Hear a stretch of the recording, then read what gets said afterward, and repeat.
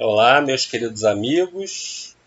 Mais uma vez nos encontramos para um bate-papo com o Dr. Luiz e dando sequência ao estudo do vídeo anterior, nós continuaremos a falar sobre a culpa.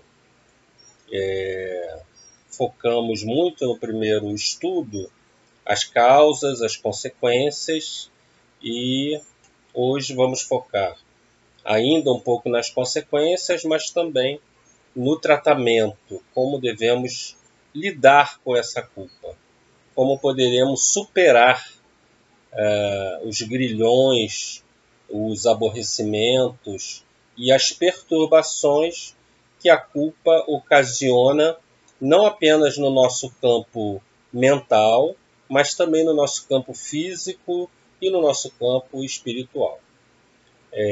Vamos basear o estudo de hoje no livro Reconstruindo Emoções, da doutora Nise da Silveira, que tem um capítulo específico sobre a culpa, psicografado pela nossa irmã Iraci Campos de Noronha.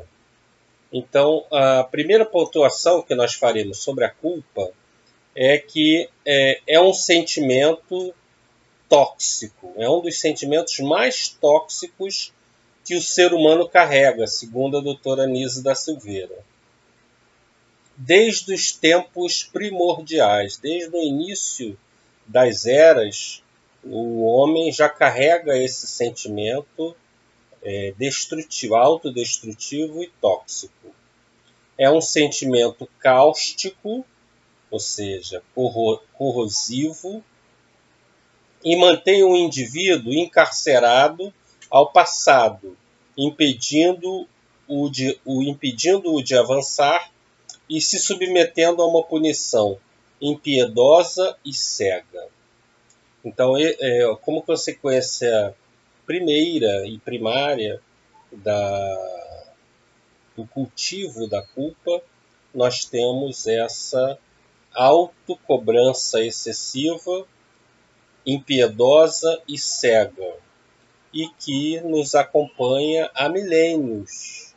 Há milênios nós temos carregado essa cruz, podemos até dizer assim, chamada culpa, desde os tempos imemoriais, né? Desde o início da humanidade, nós já alimentamos essa culpa.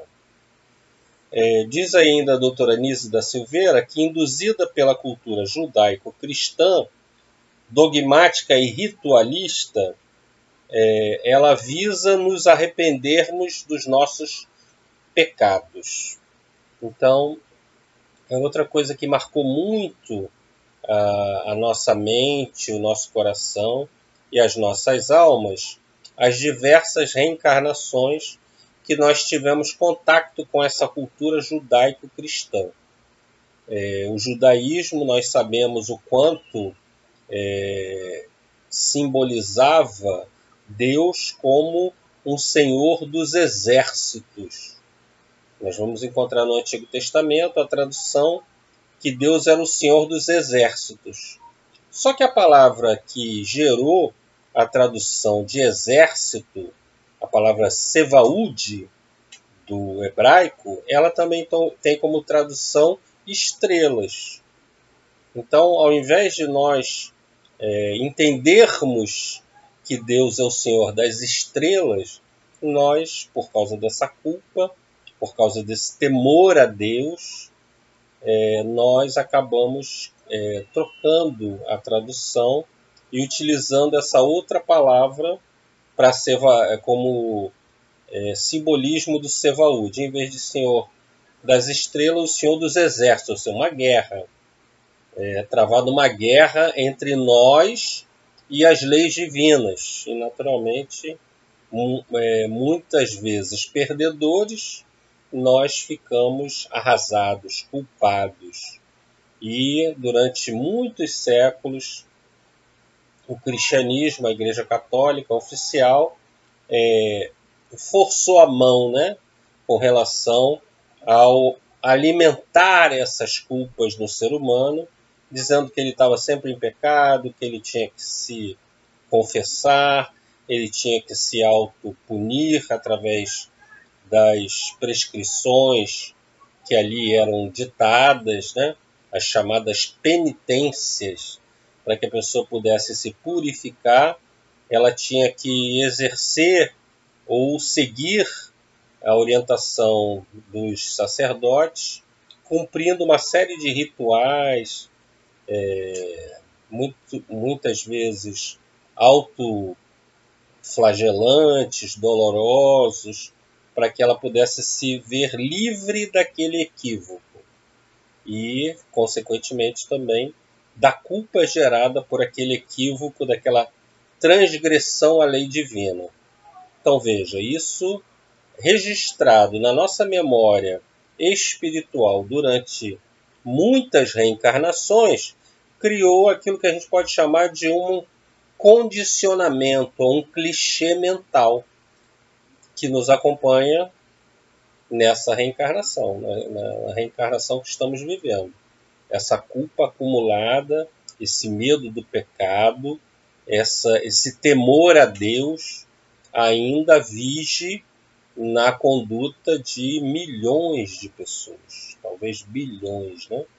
Porque bilhões são cristãs reencarnadas, né? Então segue ainda esse ditame da culpa, do pecado, do erro e da necessidade de uma certa punição da parte divina. Então é isso que reforça na humanidade atual, reencarnada e, consequentemente, a desencarnada também, o fogo na palha, aliás, palha no fogo, né? Colocar combustível no fogo da culpa. É muitas das vezes relacionada a essa postura altamente equivocada das igrejas cristãs durante muitos séculos, trazendo temores ao ser humano, em vez de libertá-los, como disse o Cristo, né? Conhece a verdade e a verdade vos libertará. A conduta dessas religiões foi justamente o contrário. Você vai conhecer a verdade sobre você mesmo, vai reconhecer que você é um pecador e, naturalmente, você vai ficar aprisionado a isso. Então, é uma postura bem diferente daquela que Jesus veio nos ensinar. Na psicopatia, continua a doutora Nise, pode haver um bloqueio dos acontecimentos que geraram a culpa, e o indivíduo não se responsabiliza nem se arrepende de nada. Porém, determinados acontecimentos semelhantes podem desencadear um afluxo de pensamentos de culpa. O que a doutora Nise está dizendo aqui?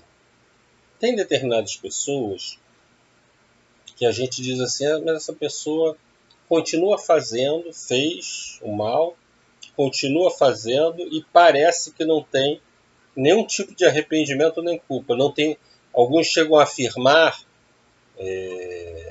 com certeza, não podem ser verdadeiros espíritas, né? Que aquela pessoa não tem consciência. Todos temos consciência.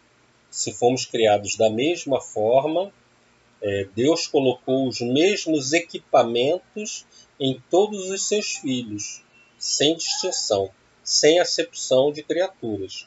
Então todos têm consciência e nessa consciência estão escritas e inscritas todas as leis de Deus, de acordo com a pergunta 621 do Livro dos Espíritos.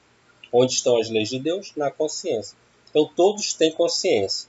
Só que, em alguns casos, a vontade de bloquear a culpa é tão grande, porque ela machuca, naturalmente, ela é dolorosa, então a pessoa acaba bloqueando aquilo e dá a sensação de que ela não tem consciência, de que ela não se arrepende de nada e que ela não tem culpa de nada do que ela fez.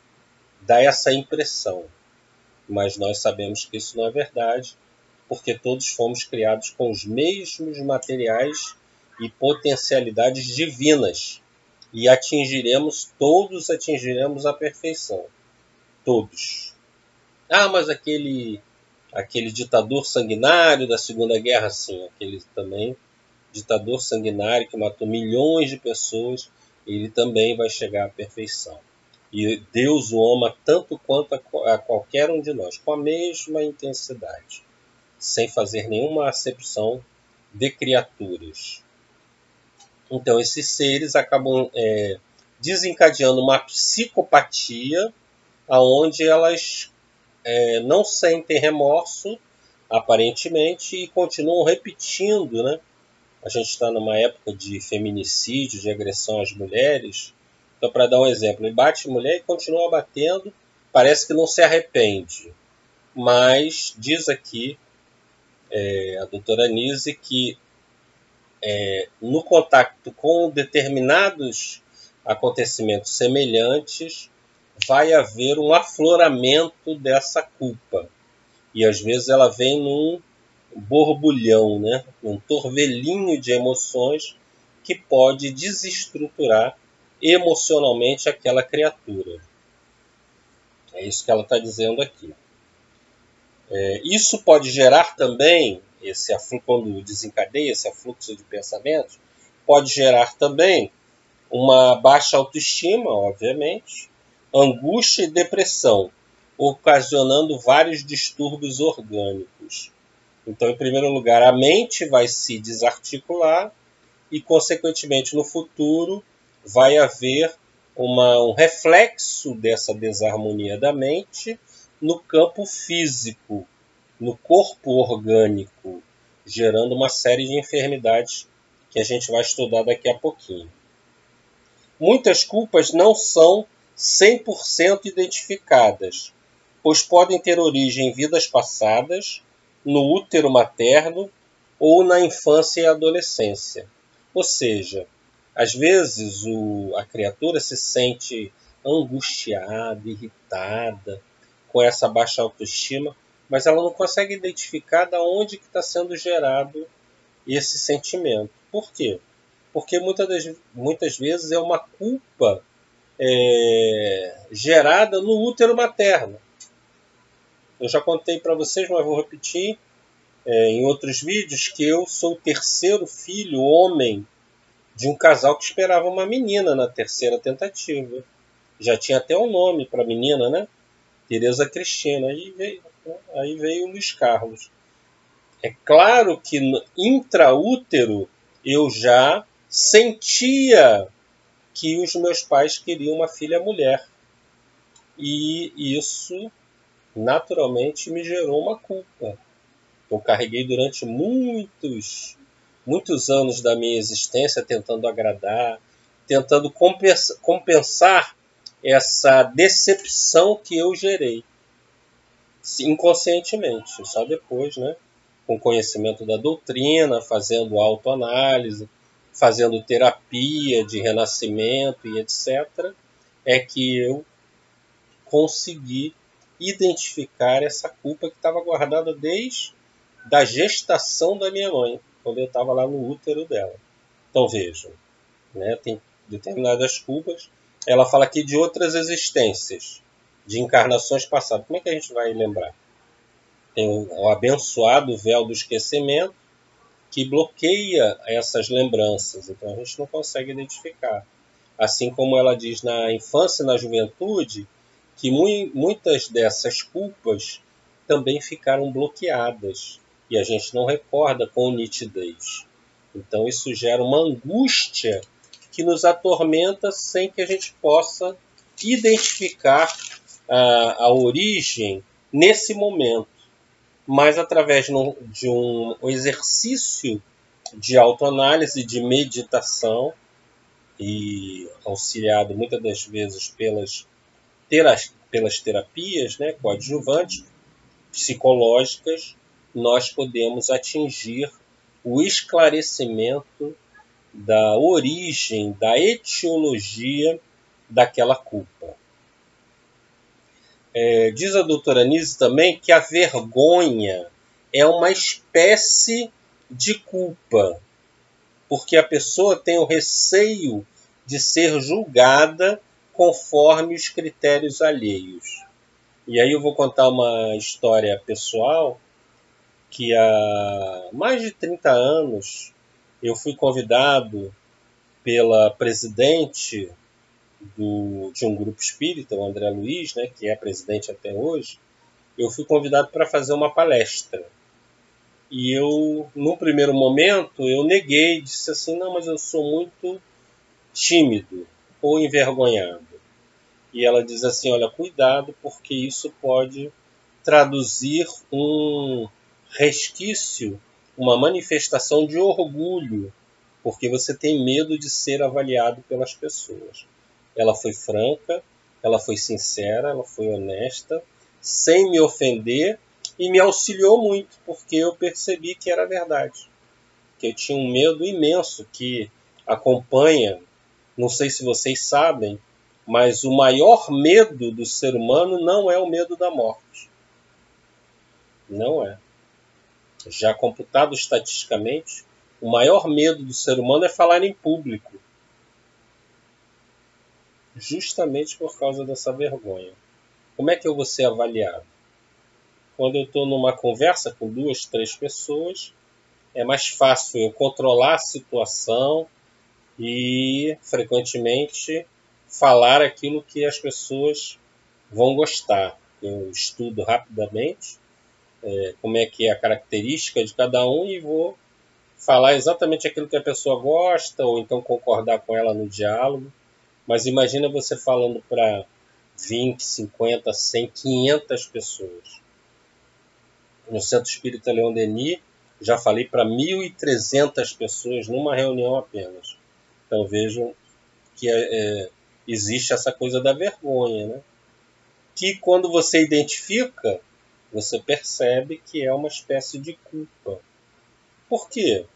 A crítica que vier, se a gente tem um pensamento não vinculado a essa culpa, a essa vergonha, se nós temos um pensamento mais honesto, racional, a gente não vai se preocupar tanto com a crítica.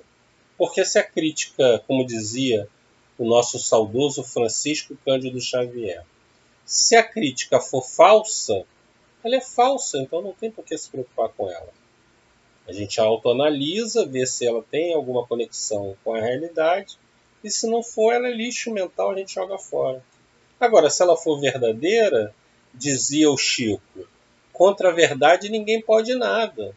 Então a gente tem que ver que realmente aquela crítica é verdadeira e tentar, tanto quanto possível, se aprimorar com aquela crítica, como fez a nossa querida presidente do Grupo Espírita André Luiz, quando me advertiu de que o orgulho era o gerador daquela vergonha, daquela timidez excessiva.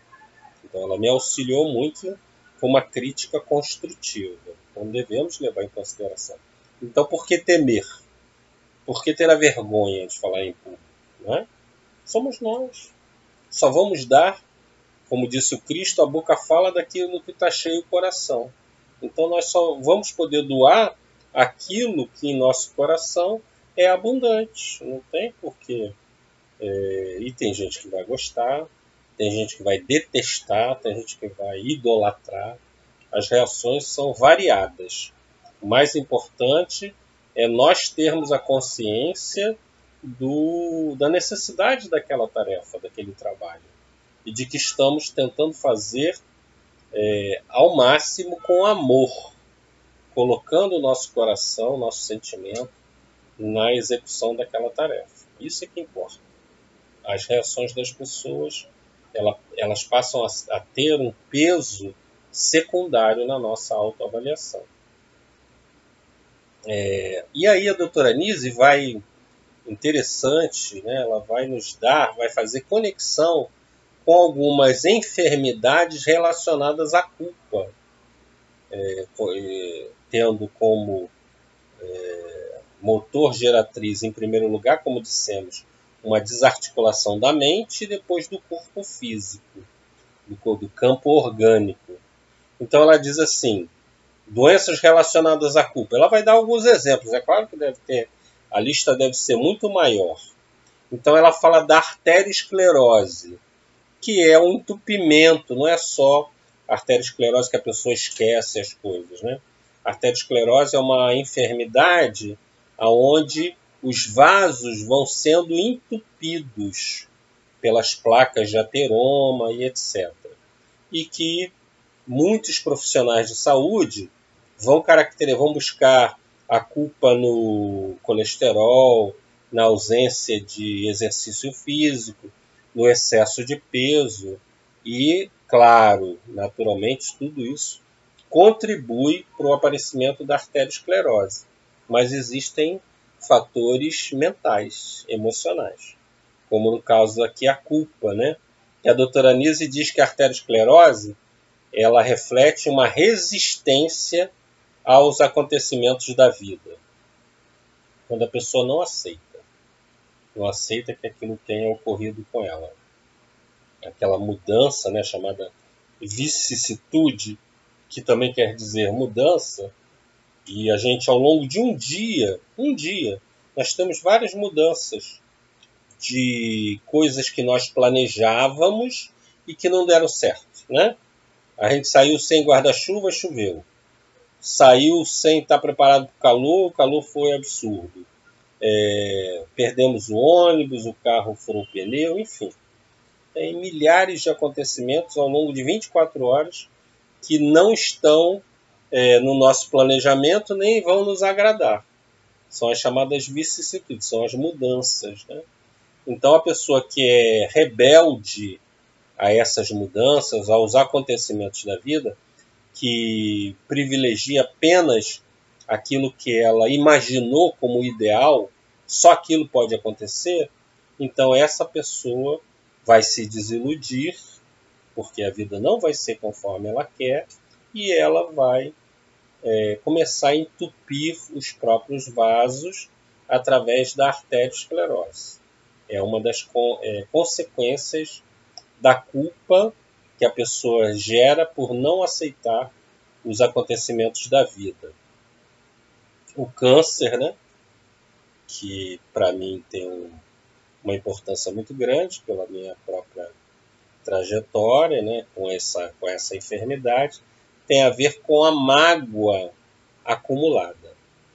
A mágoa é uma raiva que cristalizou-se em algum momento do nosso passado, uma raiva de acontecimentos ou de pessoas, onde nós não aceitamos também aquela situação e guardamos essa mágoa que vai corroendo as nossas estruturas orgânicas, as nossas células, os nossos tecidos, as nossas defesas, gerando, segundo a doutora Nise, a possibilidade de formação de tumores malignos, que nós chamamos de câncer.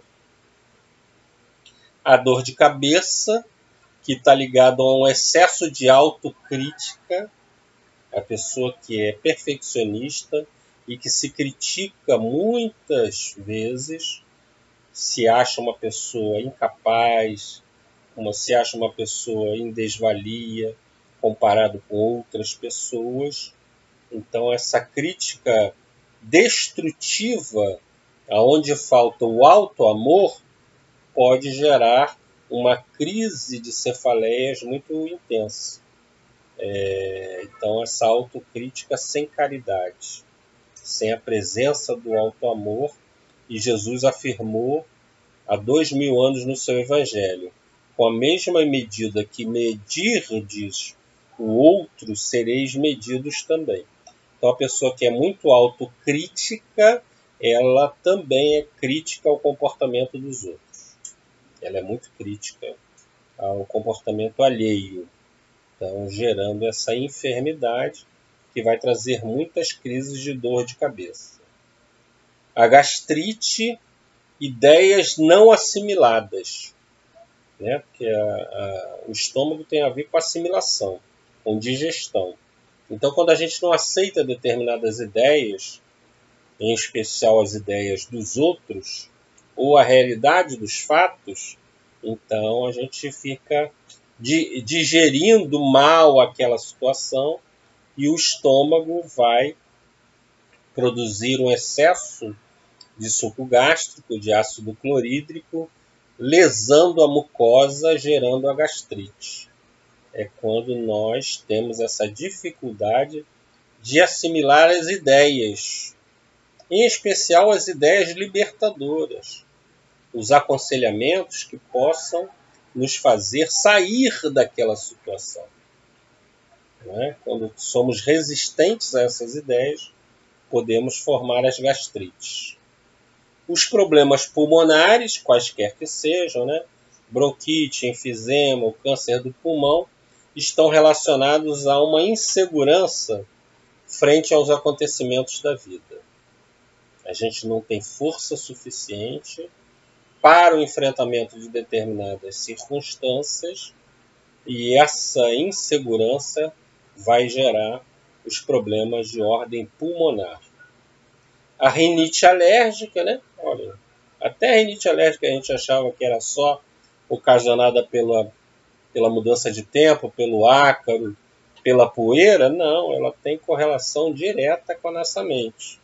Ela está ligada à retenção de emoções. Quando nós não extravasamos, quando nós não nos colocamos, quando nós não somos assertivos. A palavra assertividade, ela denota isso, a pessoa que, perante uma ocorrência qualquer, ela se posiciona. Olha, eu não gostei desse fato, eu gostaria de entender o seu comportamento, por que você está agindo dessa maneira comigo, como prescreveu o Cristo, né? Se tens algo com teu irmão, chama-o num canto e o adverte. Se ele te escutar, ganhaste teu irmão. Se ele não te escutar, o problema é dele, mas nós falamos. Nós não retivemos as emoções que podem causar essa rinite alérgica. Estão vendo a relação psicossomática, psicomente ou alma, somática corpo. Então, os distúrbios, as alterações e as desarmonias de ordem mental, gerando uma desarmonia equivalente no campo orgânico, no corpo físico. A labirintite, né? Nossa, ao longo da minha vida profissional, quantas labirintites eu tratei, né? E a labirintite está relacionado ao medo que a pessoa tem de perder o controle das situações. Como ela tem aquele medo tão aflorado, tão ostensivo, ela acaba perdendo o controle do próprio equilíbrio.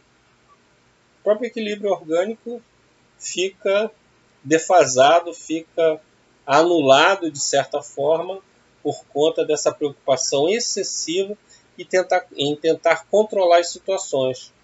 Sabedores nós que ninguém controla nada.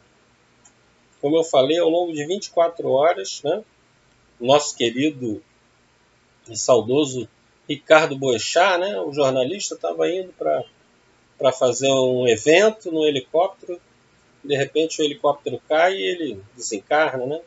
Os nossos irmãos em desencarne coletivo em Brumadinho, centenas de pessoas, umas estavam indo trabalhar, outras tomar o café da manhã, enfim, cada uma na sua atividade normal, de repente, né? Um acontecimento imprevisto para nós, né? Para Deus não, porque não cai uma folha de uma árvore sem que o Pai o saiba e permita, então um acontecimento que a gente chama de fortuito, mas que tem uma lógica, tem uma racionalidade, um planejamento de ordem divina, mas que para nós é 100% imprevisto. Então a pessoa quer controlar todas as situações. Situação de filho, quer controlar a vida dos filhos, quer controlar a vida do marido, quer controlar a sua própria vida, quer controlar os governantes, por aí vai. Né? No trabalho, quer governar como é que os companheiros de trabalho devem agir, devem se comportar, e por aí vai. Né? Quer controlar tudo acaba não controlando nem a sua própria, o seu órgão de equilíbrio. Porque como ela está desequilibrada de um lado, ela vai desequilibrar do outro, né? Dentro do ouvido, nós temos esse mecanismo, né, que nos ajuda a nos manter eretos, caminhando sem ter tonteiras e etc. Então, a labirintite. E aí, por fim, a insônia é relacionada ao medo. A doutora Anísio da Silveira diz que a insônia está relacionada ao medo que a pessoa acumula ao longo, às vezes, do dia inteiro, né? Medo disso, daquilo outro, e acaba gerando uma dificuldade para iniciar o sono. Então vejam como a culpa é geratriz de inúmeras enfermidades, e eu tenho certeza que ela não listou todas as enfermidades relacionadas à culpa. Ela deu só alguns exemplos para a gente meditar, matutar, se autoanalisar, e se a gente tem alguma dessas enfermidades, a gente descobrir aonde a culpa está sendo a causadora, a geratriz desse desequilíbrio. É essa a função dela ter enunciado essas enfermidades. Ela fala ainda da falsa culpa. Às vezes a pessoa tem uma falsa culpa, né? Então, por exemplo, ela é puritana demais, ela é muito severa, moralista com relação ao comportamento dos outros, porque ela de alguma maneira tem algum problema nessa área, mas que frequentemente ocorre que ela não deslizou numa queda, mas às vezes tinha vontade, né, da sexualidade, por exemplo. Vou usar o exemplo da sexualidade. Ela tinha vontade de experimentar determinadas coisas, não experimentou, se vê alguém experimentando, aí ela se torna severa demais, moralista, e começa a criticar. Então a culpa dela é por não ter feito, por não ter tentado, por estar vendo que outra pessoa está tendo a coragem que ela não teve. Se é uma pessoa que não trabalhou a vida inteira e vê uma outra pessoa trabalhando de sucesso, e aí ela vai criticar aquela pessoa, dizendo que ela é uma boa profissional, mas não pode ser uma boa mãe, por exemplo, né? Porque não pode conciliar as duas coisas. E ela que ficou em casa, né, como dona de casa. Então, no fundo, às vezes o móvel daquela crítica é a inveja, porque ela queria ter também seguido aquele caminho. Então, vejam que as coisas são muito sutis, né? E muito escondidas. Por isso que Carl Gustavo Jung falava da necessidade de nós mergulharmos no nosso lado sombra, que não quer dizer que seja negativo. Ali estão todas as nossas dificuldades, complexos, sentimentos menos nobres, mas ali também estão todas as nossas potencialidades e virtudes divinas. Então nós precisamos fazer um exercício frequente de mergulho interior, aconselhado por Jesus. Se alguém te disser que o reino de Deus está ali, alhures ou acolá, não vades. O reino de Deus está dentro de cada um de vós. E é onde ele deve ser buscado, procurado. Agora, falando da enfermidade, né, da culpa, a gente tem que falar do tratamento. Obviamente, que senão eu vou deixar vocês culpados de terem assistido esses dois vídeos. Né? E a minha intenção não é deixar ninguém mais culpado ainda por já alimentarem as suas próprias culpas. Não é o nosso objetivo, nem do Emmanuel no primeiro estudo, nem da doutora Anísio nesse segundo estudo. O grande tratamento para a culpa é nós nos responsabilizarmos pelas nossas atitudes. Ou seja, em vez de nós alimentarmos culpa, vamos alimentar uma responsabilização. Uma responsabilidade ativa. Vou dar um exemplo bem simples, que é até um exemplo do do estudo do miudinho lá do Aloísio, do nosso irmão Aloísio de Uberaba, né? Aloísio Elias. Ele diz assim: se você está em casa e você derruba a leiteira, estava ali a leiteira e você derrubou, esparramou no chão, sujou tudo, e a atitude da culpa vai fazer você agir assim: poxa vida, mas eu sou um desastrado mesmo, né? Eu sou uma coisa horrorosa, olha só, isso sempre acontece comigo. Por que eu não prestei atenção? Por que eu não fui cuidadoso? Por que eu não observei? Eu estava aqui só tomando conta dessa leiteira, e etc. E vai, aquilo vai crescendo. Esse é o sentimento de culpa. Certo? O sentimento da responsabilidade é: derrubei o leite. Vou pegar o pano de chão, vou limpar para não dar cheiro, para não ficar aqui contaminado esse ambiente. Vou na padaria e vou comprar outro leite e vou esquentar de novo. Acabou. Entenderam? Uma atitude proativa. Se eu fiz alguma coisa com alguém, fala: meu irmão, olha, você desculpa. Eu não fui correto no meu linguajar, na forma como eu me expressei. Talvez você tenha tido, como o Dr. Bezerra, o Dr. Bezerra de Menezes, acabava a palestra, ele descia as escadas da federação pedindo desculpa: olha, se eu falei alguma coisa que ofendeu, que machucou o seu coração, você me perdoa. Não é? Então, uma atitude de humildade, de chegar e se responsabilizar: olha, realmente não agir de forma correta. Com o cônjuge, né? Com o seu marido, com a sua esposa, com o seu filho. A gente pode errar, gente. Deus nos criou. Aliás, isso é uma coisa muito interessante, né? Porque as pessoas dizem assim: não, eu sou imperfeito. Eu sou imperfeito. Não, está errado. Deus não criou nenhum ser imperfeito. Nenhum ser é imperfeito, porque ele é perfeito. Se ele é perfeito, ele não pode criar nada imperfeito, porque ele deixa de ser perfeito. Agora, existe uma diferença muito grande, prestem atenção, entre ser imperfeito e estar imperfeito. Segundo o que eu aprendi com o espírito de Hermance Dufour. Né? Então, você ser imperfeito é para sempre. Nós somos seres infinitos, então vamos ser imperfeitos para sempre. Não. Nós estamos imperfeitos, em processo de aperfeiçoamento. Se a escala espírita, na questão número 100, diz que a gente vai atingir a condição de espírito puro, onde nós dominaremos 100% a matéria, então, quando a gente atingir esse nível, a gente atingiu uma perfeição relativa, claro.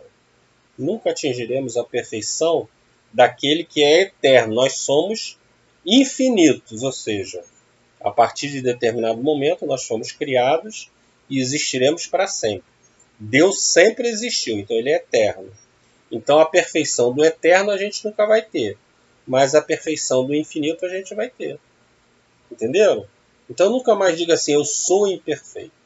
Eu estou momentaneamente em processo de aperfeiçoamento, de melhoria, de aquisição de conhecimento. Por quê?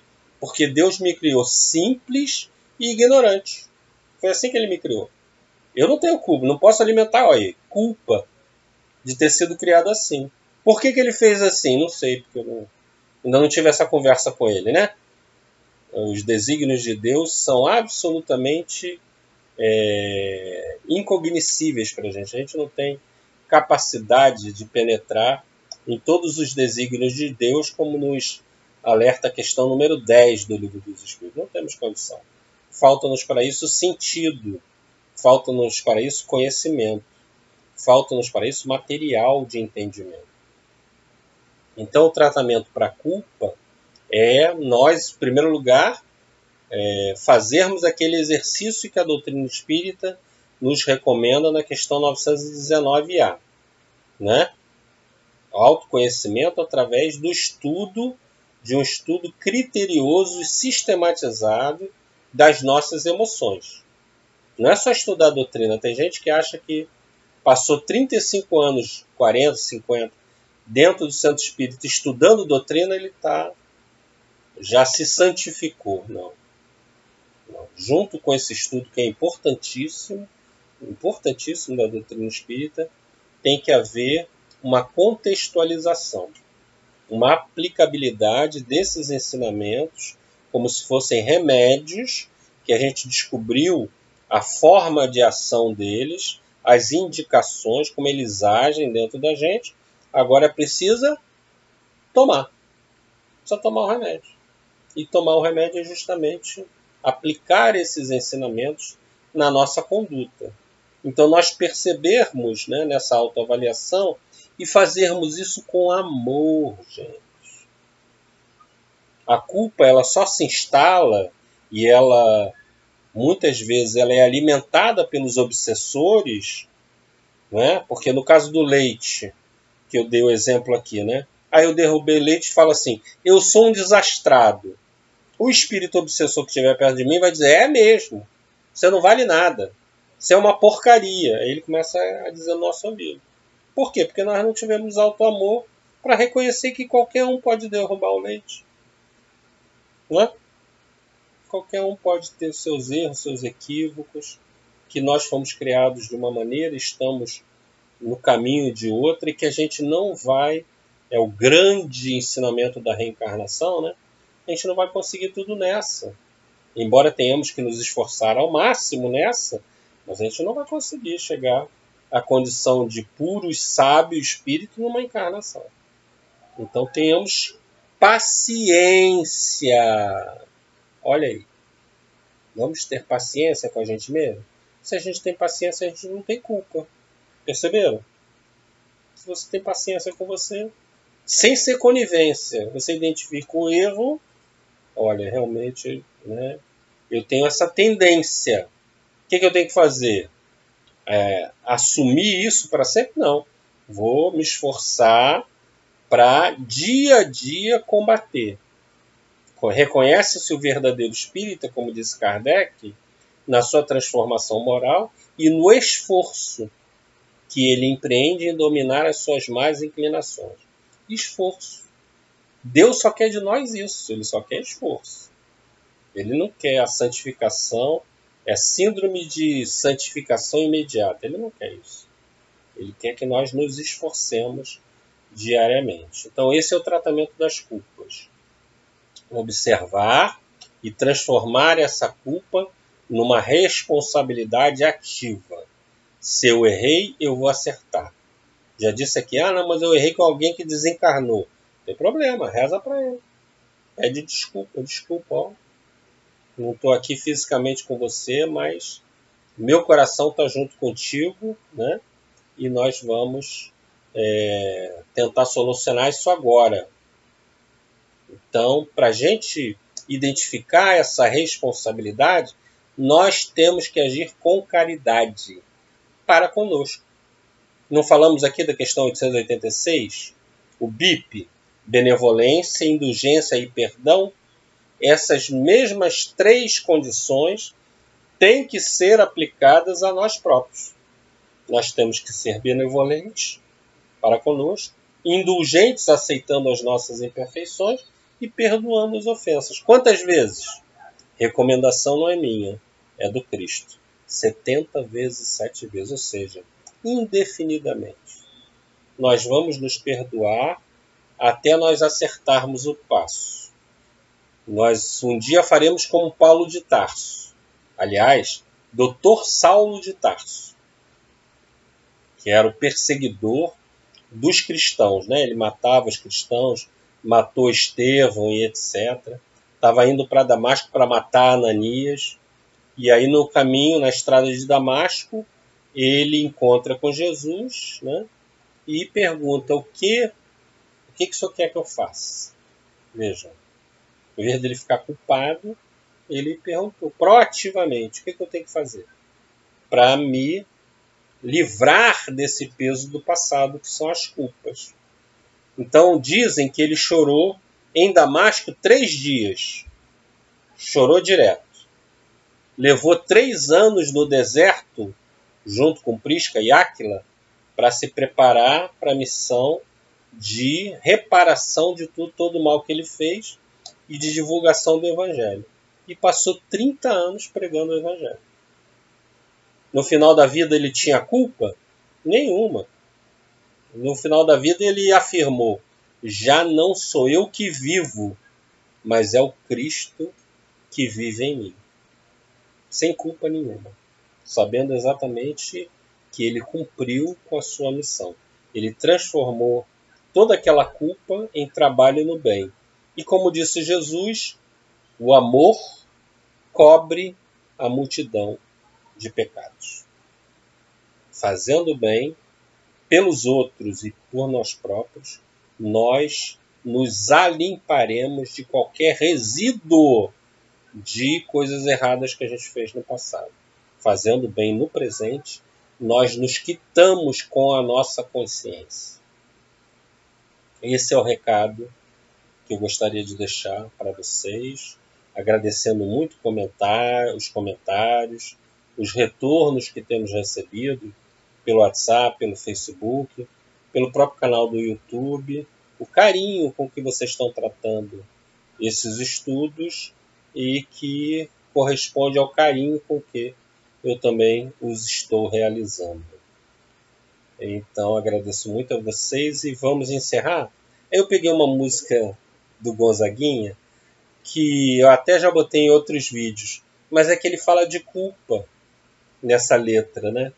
E ele fala exatamente sobre esse desgaste que a gente vai tendo com relação à ilusão que nós criamos com relação às pessoas e às circunstâncias. Nós nos iludimos muito.